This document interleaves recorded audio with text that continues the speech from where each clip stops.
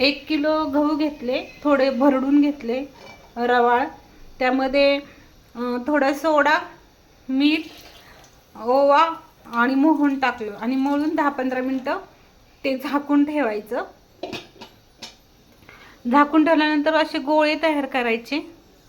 गोळे तयार केल्यानंतर पाणी उकळायला ठेवायचं. पाणी उकळायला ठेवल्यानंतर त्यामध्ये गोळे टाकून घ्यायचे.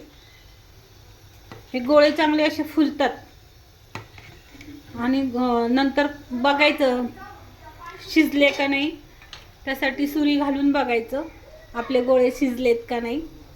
जर सुरी प्लेन आली तर शिजले, आणि सुरीला जर चिकट राहिलं पिठाचं तर ते शिजले नाही. नंतर गोळे शिजल्यानंतर ते असे फोडून घ्यायचे, म्हणजे शिजले का नाही बघता येतात. जर शिजले नसले तर आतमध्ये जरा पीठ राहते इथं, आणि शिजले काही पीठ नाही राहत, असं मस्त अशी जाळी पडते. नंतर कुकरला मी डाळ शिजून घेतली. लसूण आणि खोबरं ठेचून घ्यायचं. जिरे, लसूण, खोबरं, कढीपत्ता, हिंग आणि हळद फोडणी द्यायची. दे वरण टाक लवकर जळायला लागलं.